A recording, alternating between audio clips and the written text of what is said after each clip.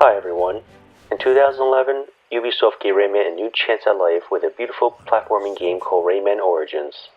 In addition, it provided multiplayer twists for the first time in the series, as 3 other players could join in to assist Rayman in his platforming adventures. The game became a cult hit, prompting creator Michel Ancel and his team to work on a sequel, Rayman Legends. Rayman Legends works like a good side-scrolling platform game would. You have jumping capabilities that can take you to higher platforms, and also hover by holding down the jump button, which is ideal for clearing large gaps.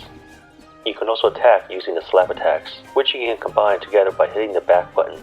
If preferred, you can also strike at enemies from above by holding the analog stick up and hitting the attack button.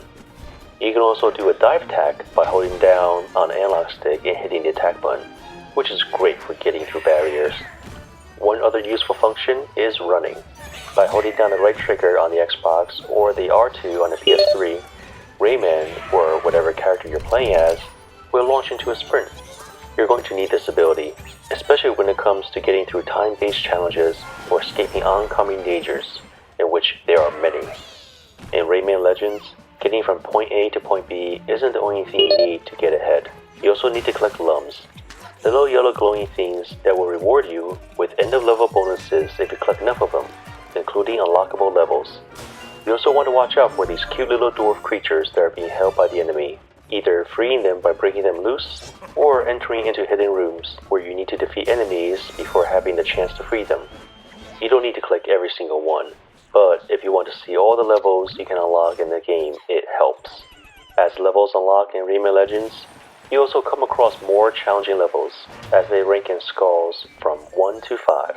1 skull means the level is a cakewalk, while 5 may require multiple tries before you even get through in one piece. The 5 skull levels take a while to unlock, so just have fun with the game at first.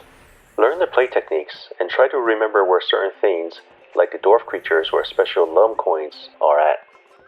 You also unlock new characters that you can play as, such as the Red Globex, a lovable oaf with a comedic appearance, and Barbara, a cute Viking girl with a mean axe swing. It's worth playing around with each one, though their abilities are generally the same. For the Sony Vita and the Nintendo Wii U version of the game, you'll use the touchscreen on occasion, activating Murphy, a helpful flying creature that aids Rayman and his crew. By doing this, you'll need to interact with your device, tilting it to slip open a doorway or touching platforms to move them closer. If you have the Xbox 360 or PS3 versions of the game, this is replaced by simple shoulder button functions. The main game of Rayman Legends will take you a while to get through, especially as you unlock the diabolical difficult challenge levels that open up later in the game. However, one activity you won't want to miss out on is the soccer minigame. In this entertaining sports romp, up to 4 players can take part, slapping balls into goals and trying to get the most points possible. Other games open up as well, but this one is the most noteworthy, not to mention the most fun. Even though Rayman Legends isn't online compatible, you're going to need local friends to get the most out of it. It's an entertaining game with beautiful graphics, a fun soundtrack, classic gameplay, and hours of fun to be had, whether on your own or with friends. For more on Rayman Legends, be sure to visit primagames.com.